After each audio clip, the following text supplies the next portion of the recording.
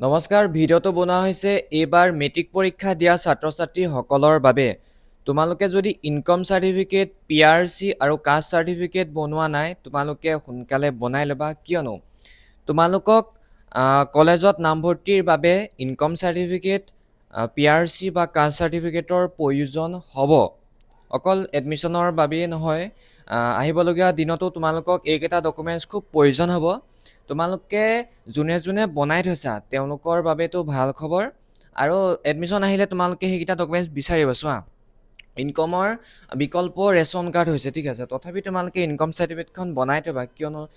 স্কলাৰশ্বিপৰ বাবে ইনকাম সাৰ্টিফিকেটখন প্ৰয়োজন হ'ব এতিয়া বহুতে কমেন্ট দিব পাৰে যেন ইনকাম সাৰ্টিফিকেট যোৱা বছৰ প্ৰয়োজন হোৱা নাই হয় আমি ফৰ্ম ফিলআপৰ ভিডিঅ' দিওঁ বা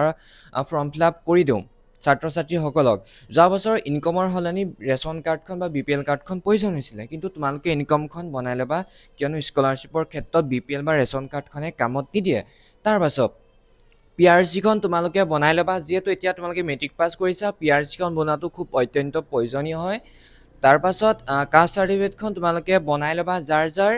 কাষ্ট সাৰ্টিফিকেট আছে তেওঁলোকৰ বাবে ভাল খবৰ আৰু যাৰ কাষ্ট সাৰ্টিফিকেট নাই তেওঁলোকে বনাই ল'বা আৰু যাৰ পুৰণা কাষ্ট সাৰ্টিফিকেটখন আছে যেটো ওল্ড কাষ্ট সাৰ্টিফিকেট কয় সেইখন তোমালোকে ডিজিটেল কাষ্ট সাৰ্টিফিকেট বনাই ল'বা কেনেকৈ বনাই মই ইয়াৰ সম্পৰ্কে ইউটিউবত ভিডিঅ' দিয়া আছে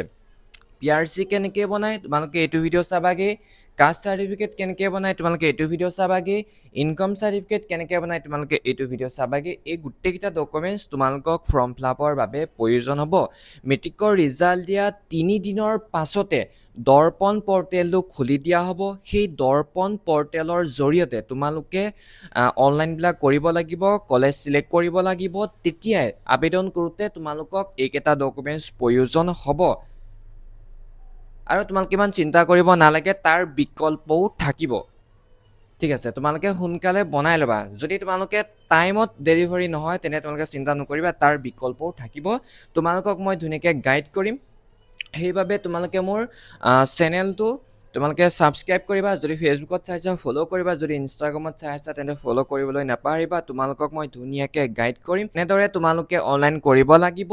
ডকুমেন্টছ কি লাগিব ডকুমেন্টছ কি মানে আমি যোৱা বছৰ যেতিয়া কৰিছিলোঁ ডকুমেন্টছ এইকেইটা লাগিছিলে ডকুমেন্টছ তোমালোকক মই থুলমূলকৈ কৈ দিওঁ মেট্ৰিকৰ মাৰ্কশ্বিটখন প্ৰয়োজন হয় এডমিট কাৰ্ডখন ফটো তাৰপিছত চিগনেচাৰ এটা প্ৰয়োজন হয় তাৰপাছত আধাৰ কাৰ্ডটো